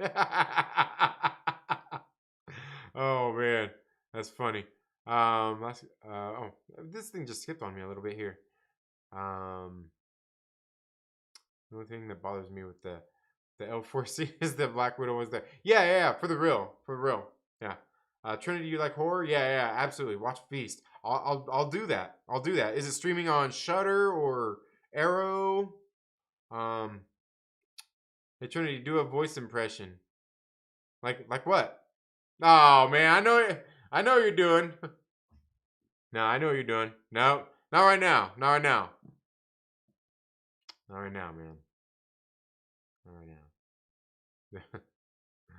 Oh man, that's funny. The A4 scene was Feige spiking the football. Doesn't matter if you didn't like it. Yeah, pretty much. And he got flagged. Because that's taunting or something like that. And he got flagged for it. Aggressively Relaxing. Guys, make sure you go check out Aggressively Relaxing's channel. Absolutely fucking great channel. Shang-Chi is muscly. Yeah, I mean, you know what? After going to see it the second time, like, he's kind of muscly, but he could have trimmed up. I'm telling you, if he would have just cut the rice from that diet, bro, just 60 days, 90 days, he would have been. He might have looked as good as Paul Rudd did in Ant-Man. All right, gotta go. All right, have a good one, Mike Porter. Thank you so much for being here, my man. Felicity Pooh Bell with a $10 super chat. So I was wondering how long it would take your toxic male ass to bring up Simu's bad dad bod. That's funny. Forget that guy anyway. Oh, get back out there and show that fool what's what. Take care of yourself. Yeah, absolutely. Absolutely. Going to soon enough. As a matter of fact, yeah, well, there'll be some stuff coming up about that. But yeah, absolutely. That's right. It's not me. It's not me though. It's not me. I mean, we were just talking about stuff. The chat, they started talking about who brought up Shang-Chi? Who brought up Shang-Chi? Was that you, Mike Porter? You son of a... Yeah. Thank you so much, Felicity, for the $10 super chat. Greatly appreciate that. Let's see. Oh, man, come on. No, that's not what I meant to do. There we go. I can't zoom in on that. All right. Anyway, okay. A4 scene was forced and too overtly convenient, and all the women on the battlefield to just show up when they saw Carol just handle it to her own. What if they done if Clint joined in? Yeah. Well, Sozu, look, I'm telling you, look, they give you the payoff. They get that, and that's one of the things I get. Like I said, I was part of the reason I'm not so upset. Like seriously, I swear, people are so fucking one track. But you know what? You just triggered me, Sozu. You just triggered me. You son of a. Oh. Nah. Look, guys. Think about this. Think about the larger picture here, right? Sure, you had to put up with the L-Force scene, but you know what you gotta see afterward? Few minutes later, you get to see fucking Thanos pick out the Power Stone and knock Captain Marvel the fuck out. Can't we just be happy with the small fucking victories, man? Like, come on. Can't you forgive that A-Force scene? To see Captain Marvel get knocked out? Only better thing they could have done was had T'Challa jump up over and say, "You got knocked the fuck out!" Right? Come on. Oh, man. About to choke on my water, man. And yeah, you know what? Yeah. Like, come on. It's small victories, though. It's small victories. Pieces on Amazon. Oh, okay. I'll check it out then. Jersey Girl. Yeah. There we go. Jersey Girl. Yeah. There's 3 Feast movies. All right. We'll check that out. Feast 2 sloppy seconds. Feast 3 the happy. Are you get out, man? Are you serious? Is that? Oh, that's funny. If Chris Pratt could do it, Simu could have looked like the right. Yeah, exactly. If Chris Pratt could do it. That's a good point. I like that, Kendall. I like that point you brought up right there. That's a good one. Lucas Texvenger, my man. How are you doing, my brother?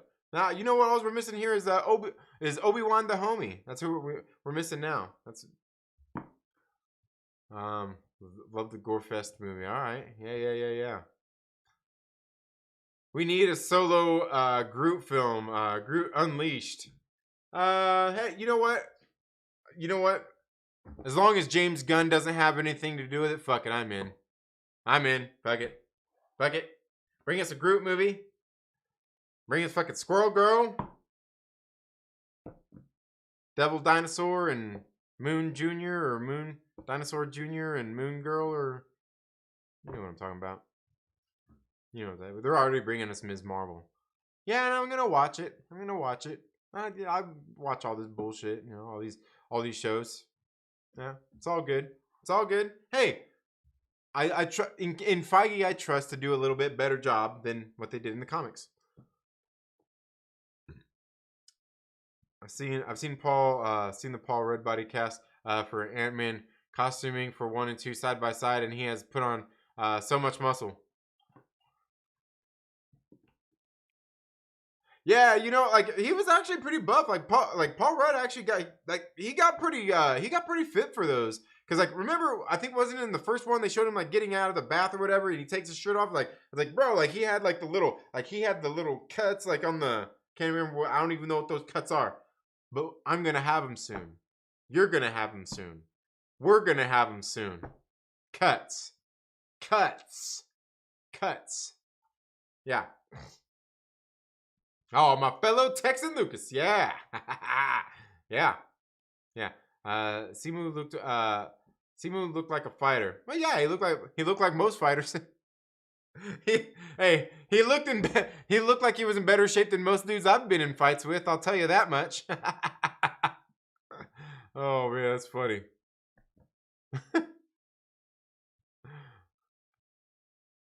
Okay, pretty cool. Trying to remember last year. Yeah, the voice. Yeah. I know. Is it already a year? I've got to think of a voice before I can just do one. You know, I got to think of one. I got to think of one.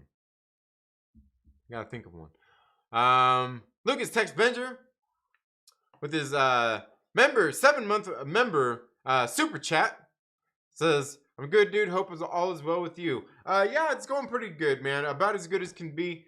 Been feeling, you know, just each week has been just feeling better and better. Like, and I guess that just makes sense. But I mean, like when it first happened, you know, when the accident first happened, like that week later, I'm telling you, like I was like, damn, like I feel this much better in a week. Like it's crazy. By the end of the second week, I was like, damn, man, like whew. 2 weeks ago, like was I don't know, seems like a distant memory, you know, as far as how everything's been progressing. And then 3 weeks later, even more so, just so much more mobility, feeling better and everything. I've got some other stuff I've still got to get checked out. I go for a checkup tomorrow. I go for a doctor's office check tomorrow, and then I've got a lawyer and everything involved. So I've got some other appointments I've got to go do, just get some stuff checked out.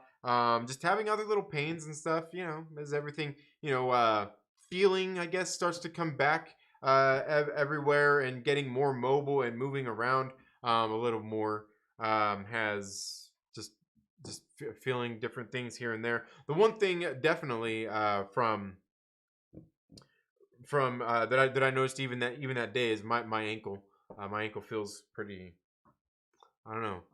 It feels weak. It's definitely weak, and so it feels like not even like it's got a click, but it's yeah.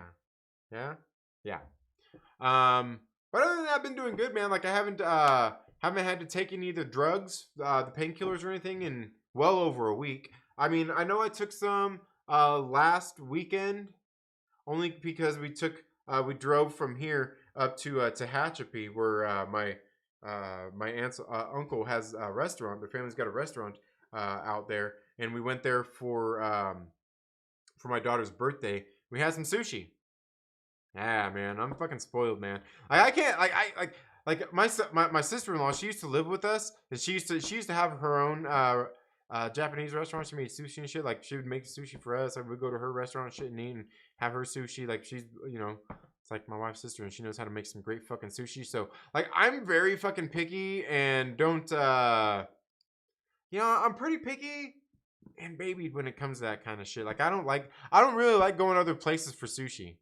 Because I know what I want at the places where I go, and I know they make it good, and they, you know, it's just, I don't know. Maybe it's because it's family, so it's always hooked up. And maybe that's what I'm used to. Because fucking sushi can get expensive. But like, I mean, when we would always go, we would always pay for all our shit. But like they were, you know, like, I don't know. Did they make it better? Probably not.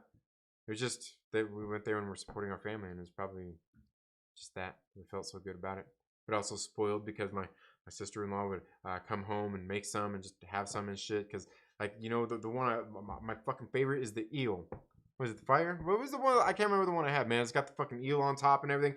The fucking, with the little spicy sauce and the little eel sauce. Fucking, man. It's the fucking best, man. It's the fucking best. I can't remember what else they gave us when we went out there, too. But they had, it was a kind of fish, man. It was like, it was all white, but then the meat was all white, but it tasted no different than salmon. Fucking great, man. Good stuff. You know the one stuff I won't try though? Like, hey man, I might hail Hydra, but you know what? I'm not eating no motherfucking squid or tentacles or any of that bullshit. Get the fuck out of here with that shit, man. That's some nasty shit. I ain't putting. I'm trying to.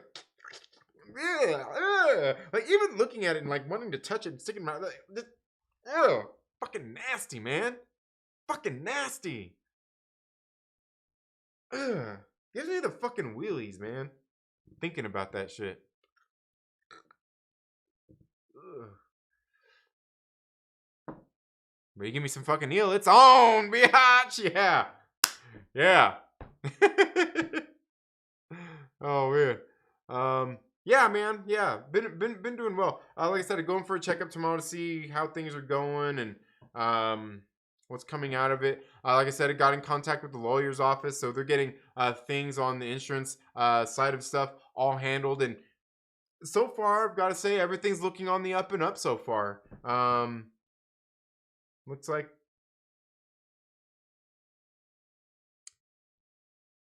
everything that could go as good as it could is going as good as it could so far. And I'm just keeping, just hoping that it keeps going that way. I don't really see how there's any grounds for the insurance to deny any of the claims here and everything, because my bike and pretty much all my shit's fucking thrashed. I'm gotta get like even my watch here is all jacked up too. But like, a lot of that stuff, and obviously medical bills, and stuff like that. They're doing what they can about all of that stuff, And so far, it's all looking good. Like I said, today was like the first time I really heard from the lawyers about any of that stuff. They're like, hey, just let you know we've been doing this stuff, and it's everything's looking cool. Just make sure you have kind of everything ready for when they need it. If for like the bike, for when I bought the bike, and just all that different shit, medical bills, obviously saving receipts and all that bullshit. Just all of that fun stuff, man. All that fun stuff. But yeah, it's looking okay. It's looking okay, and yeah, like I said, I'm feeling better. And the thing is, I've got this back brace that I've been wearing, and it's been nice. And you know what? Honestly, sometimes, yeah, see, sometimes it feels better to just like been feeling better without having it on, and then sometimes like be feeling a little bit, put it on, it's like, all right, just kind of alternating it. Broke my foot walking backwards and tripping off the curb. Almost needed surgery. I'm a fragile bitch. Oh man, what's funny is like I didn't break my first bone ever until I was almost in my 40s.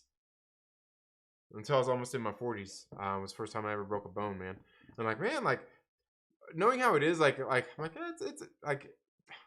It sucks, but like I got hit by a fucking car and could have died. But like when I broke my collarbone and shit while I was just out riding, ended up crashing. It wasn't that bad. Like, because the thing is, like, bones don't have feeling, but everything else around it does, and that's where the hurt really comes, is everything else around it. So yeah. But in my back, and that's why I've been like, why I kind of been worried about my back. And like the first 3 weeks, really did a lot of what they said. The first 3 weeks, like pretty much solid, doing a lot of bed rest and stuff like that. And then I was walking around the house and stuff, but doing a lot of that because I'm like I don't want to fuck this shit up, because like it's a compression fracture. So like basically, like say like the bone is like, I don't even have anything here to really demonstrate it. Say like. You know what? Yeah, there you go. Say you had a disc. Like say it's a glass disc, like glass. Say it was glass, and like say you crunched it, and like it broke into a lot of pieces, and then it's just gotta like, but it stays together. Like it's kind of staying together, but it's like broken up into a lot of pieces. And that's one of the things I got to go to the doctor for. They're gonna inject with this stuff that's like a glue, that's going to take all those pieces and bones and fractures and everything and really hold it together better, so it has less chances of breaking again and stuff like that. So yeah, man, like I said, like it sucks because like if you don't know me, dude, like I fucking work out like all the time, I've got all my weights and shit, pretty much got a personal gym here, got some stuff other equipment that I definitely needed to get for it, but that and riding my bike and everything, like I fucking stay physically active a lot, which is one of the things that probably helped me from being as injured as I could have been, or worse. I know other people that have been hit by cars that had it way fucking worse than I've had it. And and just from that, and even one person that I know that was actually very fit herself ended up in a situation even worse than me. But the thing is, like, it's all kind of slowed me down, but that's okay because like I'm gonna be starting kind of back from almost square one. I'm like, my cardio fitness is gonna be in the crapper, my physical fitness is gonna be low, and it's just the perfect time for. I actually got some videos that I've shot where I wanted to talking about some of like health, fitness, and stuff like that. And so I guess everybody's gonna kind of see me starting back from square one, kind of getting back into it because I'm gonna have to build up a lot of strength in these muscles that have pretty much just been laying around for 3.5 weeks. Yeah, it sucks, but that's the rehab. And you know what? I would rather everything heal and be better than me like saying, oh, you know what, braving it, like I can go ahead and do this or that, and like lifting and all that kind of shit. Like I don't want to do any of that because as much as I do, I need the shit to heal back as good as it fucking can. Like my friend, one of my friends, he broke his collarbone as well. His fracture was a little different, but he went to the doctor and they just kind of set it in place where mine was bad enough they had to go in and do surgery anyway.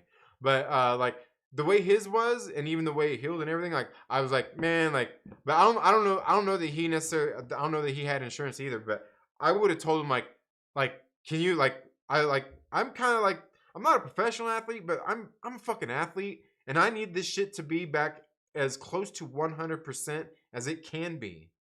Right? Like I can't be, gimping around or have chances of it not healing in the right way for me to be fucking like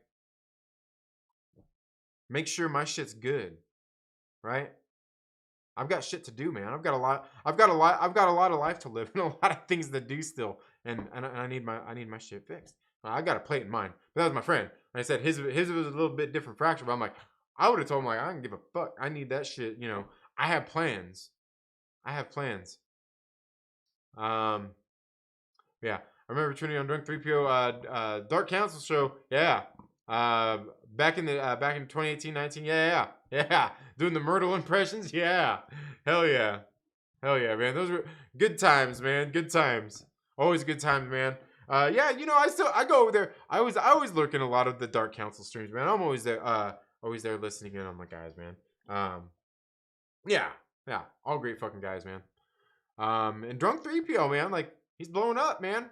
Drunk's fucking blowing up. He's blowing the fuck up, dude. Yeah. Hell yeah. It's good to see. Noted for all fish. Ew.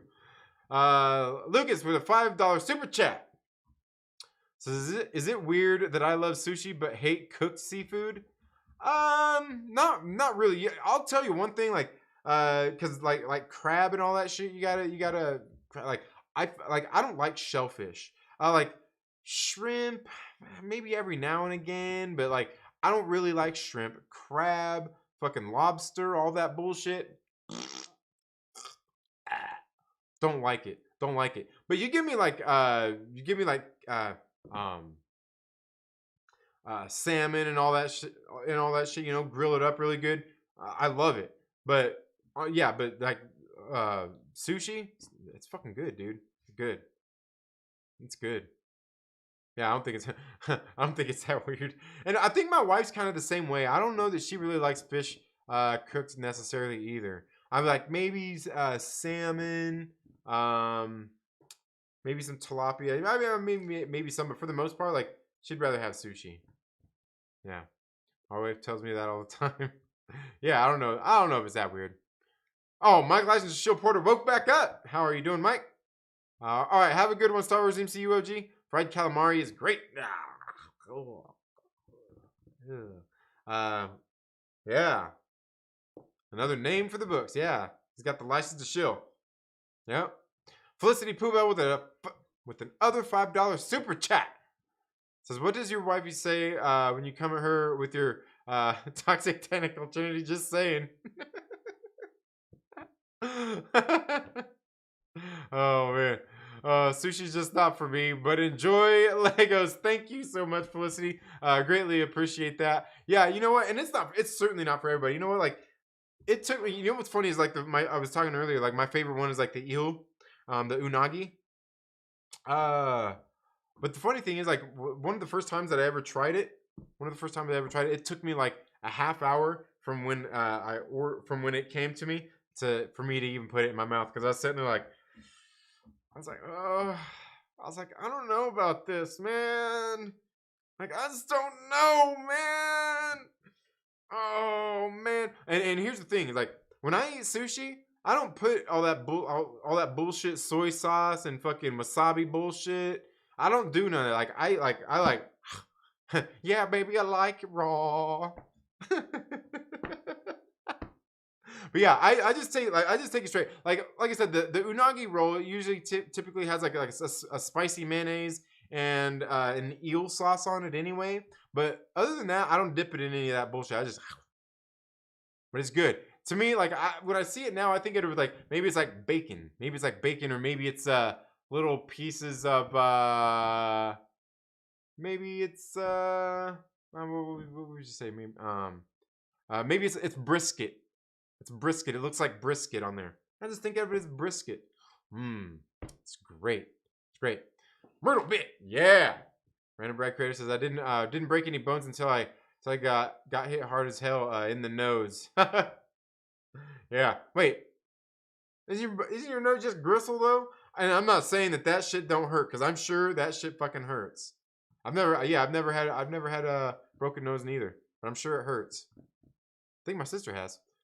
But oh man, I can't break my hip or I'm in trouble. Oh, you probably ain't lying, Mike. I was gonna laugh. I was gonna laugh and giggle. I'm like, man, you're probably not kidding, man. I'd be like, that's fucked up. That's fucked up, man. You're making me feel bad. You're making me feel bad, Mike Porter. Oh man, collarbone, ouch. Don't ride a hoverboard over rock. I learned that the hard way. Oh yeah. Probably not. Probably that's yeah. It's terrible. Don't do that. Don't do that. Yeah. Oh, Lucas Texvenger with a $30 super chat says, "Hey, turn here's for the lawyer fund." Oh, thank you so much, man. I greatly appreciate that. It's weird. It's weird, like how like all the lawyer fee stuff works there, but everything that they kind of told me, I'm like, it makes sense. It makes sense for how they get paid and everything out of the settlement and all of that. And the thing is, like, the lawyer I went to is like actually a friend. I've got a friend that works for the lawyer firm that ended up going to because I had a couple of people reach out to me, and I actually ended up reaching out to my friend. I was like, hey, I know you work, and like I said, several people reached out. I was like, hey, man, if there's anything you need, let us know. And so I reached out to the one because a friend I've known for a while. And so yeah, like they're looking into everything they can, and yeah, I think it's gonna be good. But man, yeah, thank you. I greatly appreciate that. Lucas takes with a $30 super chat. Thank you so much. I greatly appreciate that. Who ordered the calamari? Yeah, yeah. Cooking the seafood dentures the taste. Yeah, I was gonna say like it depends. Like, what are you talking about? Shrimp has the weirdest texture. Yeah. It does. And like I said, I just don't really like shellfish in general. I also notice that a lot of times when I have shellfish, maybe it's because I eat too much of it or whatnot, which is mostly shrimp. Would mostly be shrimp, not always cooked and fried or anything like that. But sometimes, like, it's just like I always feel shitty. You know what I mean? Like I feel shitty after I eat it, so it's like I just don't eat it. But man, you give me some motherfucking, you give me a big old fat slice of salmon, bro. Like I'll be flying on motherfucking cloud 9 after eating that shit. All the oily goodness in there, all those omega 6s. Omega 6s? Yeah. 3s? Yeah. Yeah. Just fucking great, man. Love it. Yeah. Yeah, fuck yeah. Pedal only one bike. For fuck's sake, man. Cruise some. Yeah, I can't, man. I can't do it, man. I'm like one of those people, man. Like I get on my bike. I get on the bike and I try to ride slow. Like, and I've done that too. Like I was like, because really, here's the thing. Like for training, like if you want to do like actual cycle training, you know the only thing you got to do. And I remember the guy at my local bike shop, he would always tell me that, you know, because he's done a lot of shit in his lifetime. But we'd ask him like, hey, what do I need to do to train? Like I need a training program. And he's like, what do you do right now? I'm like, hey, I just go do this. And he's like, that's all you got to do. Like to train, all you got to do is fucking ride. He's like, and look, he's like, some days you can go hard, you feel great rolling through the hills and you push it, right? I'm like, yeah, I feel fucking great. And he's like, good, but you can't do it the next day. Or maybe you can do it the next day, but the next day you don't feel so good. Like there's days where you can and you can't. That's all it is. On the days you can push, go out and push. The days you can't, go out and fucking ride. That's pretty much what it came down to. And you know what? If you even the training plans that I've got, that I'm gonna go over some of that shit too, is that's really all it comes down to is riding. Sometimes you gotta ride for certain amounts and intervals at certain times, certain heart rates, certain power wattages and shit like that. But for the most part, it's just riding. You're just riding and not always fast. Like for the most part, all your base training, most of the riding you're doing all year long, you're not supposed to be out there hammering it. But for me, I just get on the bike and I plan on riding slow and everything. But I like still always end up fucking getting that heart rate up there and going crazy, man. I just can't stop doing it. Yeah. Yeah, no gambling. Yeah, no gambling. No. Because there's a reason for that. Because a lot of the gambling is like what we do here is the Myrtle bit gets you entered into the giveaways, and to get the Myrtle bit, you have to be here watching the live streams, and you have to be interacting in the chats. That's how you get the Myrtle bit, because I want you to be here to support with, you know, watch time and stuff like that, help out the channel, and that's why you don't have you just have to be subscribed and be here collecting your Myrtle bit to get entered into the giveaways that we do, because you're helping with, you know, like the ad revenue and all that kinds of stuff, helping keep the channel monetized. So yeah, that's the only reason why. I've been thinking about stuff to do, like some of the gambling and stuff like that. I've been thinking about some of that, but I'm gonna have to get with somebody on how to set up some of that stuff. Like I know how to set it up, but setting up certain settings in there, because there's some shit in there I'm like, what? I don't know. Yeah.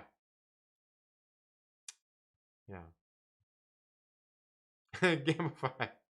Oh, that's funny.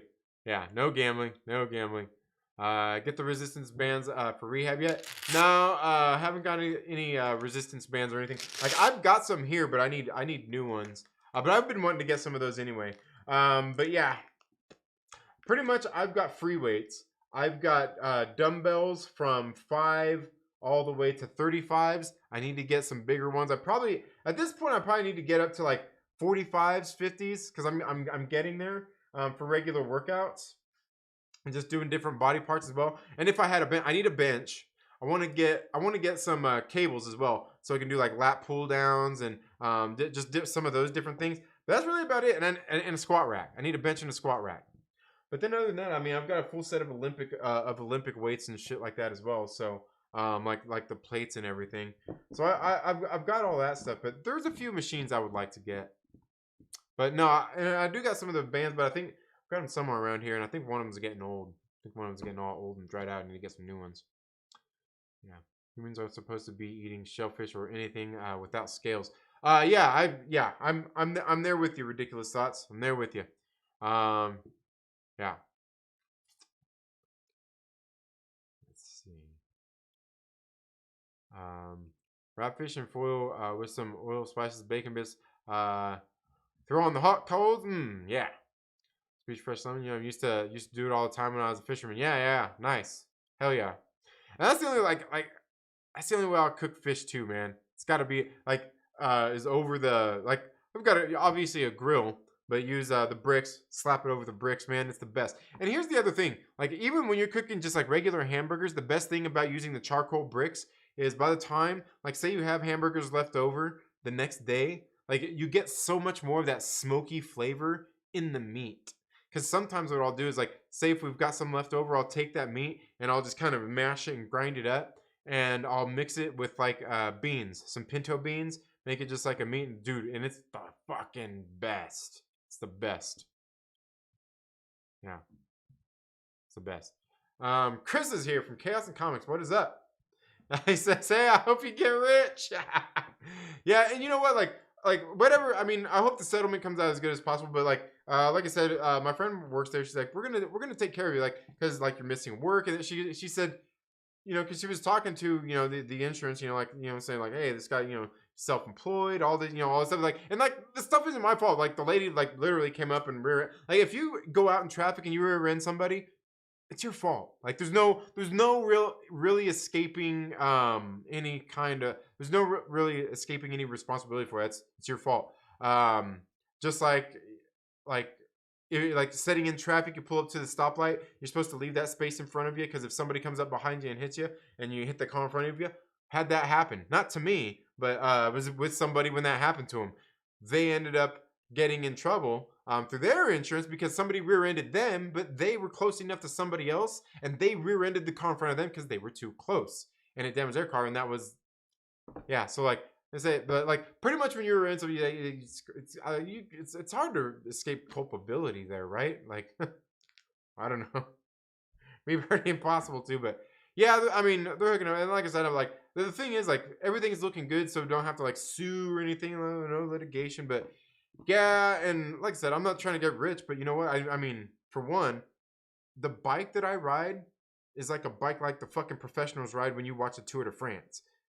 The only difference is they have fucking current year model, and mine, you know, is a handful of years old. You know what I mean? That's the only difference. Is mine's a handful of years old. But other than that, like fucking 5 years ago, Tour de France, like professionals would have been riding the same shit that I ride. Like, so yeah, and like I can't afford, like, I just can't afford to go replace that. Like, who the fuck can? Because I'm telling you, you could go buy a car for as much as my bicycle costs. Yeah, I'm not kidding you. You could probably go buy. You could probably actually go find you a pretty nice. Well, I don't know about these days. I don't know about these days, but you could probably go find you a pretty decent car for the amount that my bicycle cost when it was brand new and shit. So yeah, but yeah, I'm not looking to get I'm not trying to get like I need medical bills paid for, obviously, and you know, my bike replaced, and probably lots of wages. You know, I'm losing money and shit, not being able to work. Yeah, speaking of which, man, my wife works for Northrop, and they're trying to say she's got to get the jab by December 8th. She's got to get the vax by December 8th, or they won't let her in the building. They won't let her in the building. They won't fire her. They won't let her in the building. I told her, I said, maybe it's time to find a new fucking job. Although it's kind of hard to find a job that will compete with those kind of wages. That'll compete with what she's earning there. But there's other things, so we'll see. We'll see how that works out.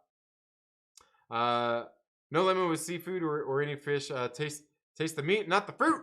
Yeah. Tried jellyfish once. I had a texture of something that's that its initial bite I like is like Jello, but when you get to the core, it's crunchy and it tasted like Miracle Whip. Yeah. No, I can't do it, man. Can't do it. Yeah, that's gross, man. Yeah. I'm Myrtle's pimp. Oh, man, that's funny. That's funny. Jellyfish? Boil it. Yeah. No, it's all good. It's all good. You know, I don't know, Chris. I think one time you sent in a super chat, and I've got to go in there and fix it. They just put it, basically all them zeros in there got put in there for whatever reason. All them zeros from between that 1 and 4. I don't know what happened there, but yeah, I got to go in there and fix that.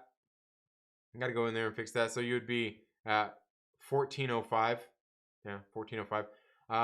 Workout Trinity Tribe. P90X is great. Yeah, no, that's one of the programs I do for a lot of my basic strength training.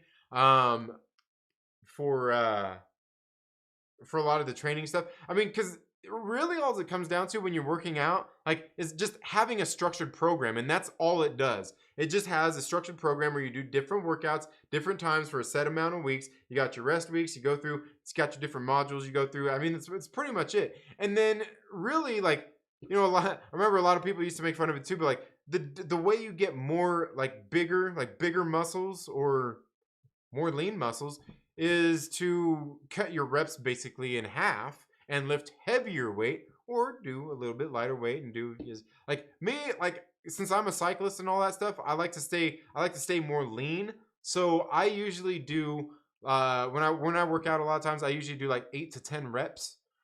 And where if you want more size, you're gonna go less than that. You're like gonna go like 5 or 6 reps at a really fucking heavy weight, and you know, really get that pump.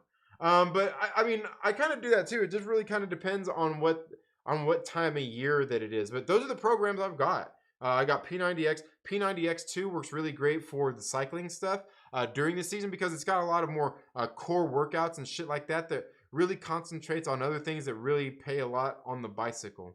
It's great for that kind of stuff, and just different agility and stuff like that. Yeah, good stuff.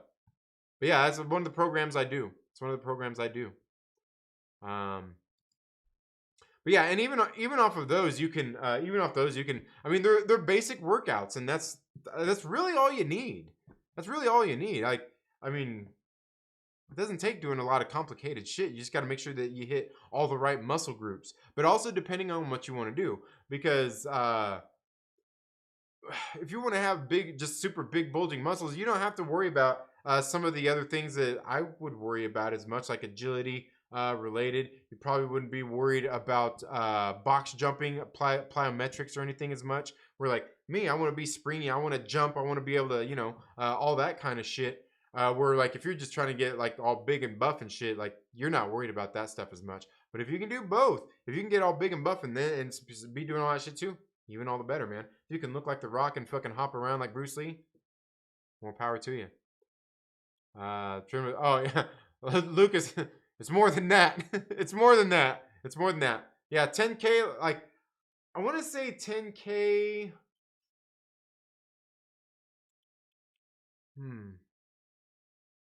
Because the one, like, I think maybe initially it would have cost that much, but since upgraded parts on it and shit too, there was even more. There was even more. But I want to say it was about 12,000. I want to say it was about 12,000. If I'm remembering right out of like out the door is like 12,000. $12,000 bike. And then like I said, I upgraded some of the parts on it too, the group set and everything.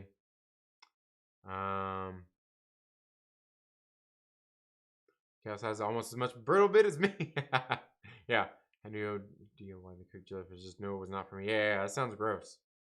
What's the points thing? I love the win. So all is right. The points, the Myrtle bit is what gets you entered into the giveaways. Some of the giveaways that I'll be doing.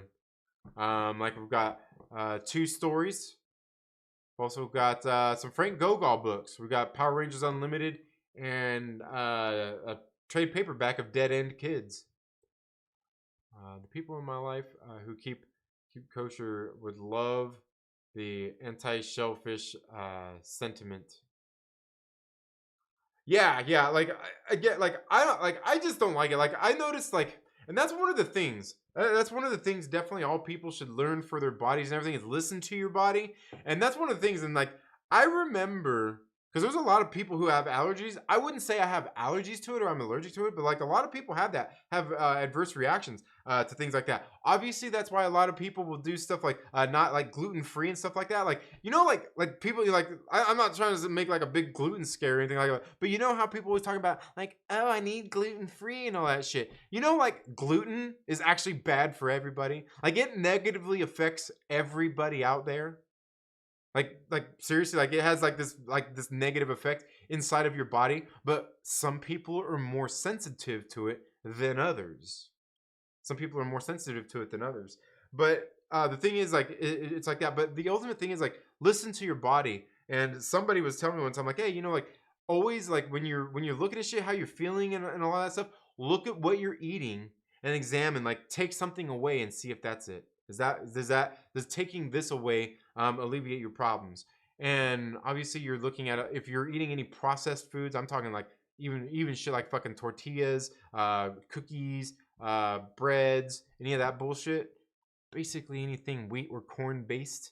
Cut that shit out and then go for it. And if that doesn't do it, maybe cut out milk. Cut out milk. Maybe it's animal fats. Maybe it's animal fat. I mean, it could be animal fats that aren't good for you. And you know what? Nut fats aren't good for you, so that would suck. But like, there's just different things that, like, if you listen to your body and try, the different foods and look at what you're eating, you can really, like, a lot of that shit, like, you can feel better on a lot of things, man. But yeah, shellfish is the worst. And I noticed one time, because that was one of the things, just even in a lot of books I read too, they're like, hey, a lot of people, and they say you may not even be allergic to it, but see how you feel after eating this food or that food. And I noticed one time, I think I had some shrimp and because I've had lobster and some of that shit too, and all that stuff. But it's just like, I noticed every time after I eat that stuff, I feel shitty. I feel shitty. But like I said, man, you give me some salmon, man, I feel great after having some salmon. Yeah, I'm not down with the shellfish. Grilled salmon with garlic and baked zucchini sticks with Parmesan cheese. That's how I have fish. Yeah, grilled salmon's the best, man. Yeah, smoked mullet. Can't say I've ever had it. Had some rockfish before. How about this next week on Friday? You make a voice impression replica of what you did last year. Oh, no. Yeah, losing that bike would be fucking heartbreaking. Yeah, you know what? Like, it really was, man. Like, that's my baby, man. That's my baby. And believe me, like, when it all happened, I was really thinking a lot about my bike. I was also thinking about, like, about myself too in this case, like, how, like, it's always the cyclist joke, like, hey, how's the bike? Everybody was like, hey, you got up and asked for the bike, how the bike was first, didn't you? The thing is, I didn't. You know why? I knew the bike was fucked when I got hit. I knew the bike was fucked. I didn't even have to. I was like, I don't even have to look. I know that motherfucker. That shit is fucked. Because, like, as I was being hit, as I was laying across the hood of a car and subsequently slamming to the ground, I heard all the crunching and shit of the fucking bike. I heard all that. I heard all that shit, man. I knew. I didn't even have to look. I didn't even have to look at that shit. I was like, man, I know my bike is fucked. There's no there really is no joking. I mean, like, literally, because I mean, maybe I should look at it that way. As I should have fucking died, or maybe I could have fucking died. And that's the ultimate thing, is I could have. But the other thing is, like, should I have? Obviously not. But that's the thing, is like, a lot of people in that situation would be fucking dead. And yeah, like I said, it really wasn't like I didn't get out because I knew the bike was fucked. Like I said, I didn't pass out or anything. Like I thought, he kind of hit my head on the car hood, and then laying there on the ground and shit. But yeah, I didn't lose consciousness or anything like that. It was like I was fucking awake the whole time, and like, and like, and maybe that's how I knew I wasn't gonna die and that I was gonna be all right, because you know what, my life didn't flash before my eyes. I remember it all kind of going down. I, like landing on the hood, and I just like remember seeing like all of a sudden, like, the fucking sky and everything. I'm like, what the fuck? And I remember sitting there yelling and shit. I was like, oh shit! Like, I remember like yelling like, oh shit! And yeah, there was no light flashing before my eyes. I mean, I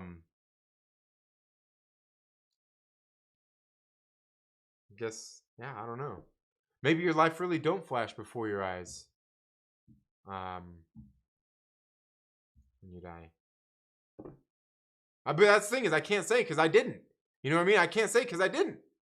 Because I'm sure when that happens, your body goes through probably other processes, whether chemical processes and shit in the brain. Like a lot of times they say, like, if you jumped out, like, say you jumped out of like a really high rise building, they say, who knows really, they say the chances are on your way down you'd have a heart attack before you hit the ground. I don't know. Is that true? Because most people would, be overcome with anxiety and just all that. But they say that you would probably actually die of like a heart attack. Before you hit the ground. I don't know if it's true or not, but that's what I've heard. But it also makes sense, doesn't it? I mean, it kind of makes sense. I mean, you're sitting there like plunging and yeah, I don't know.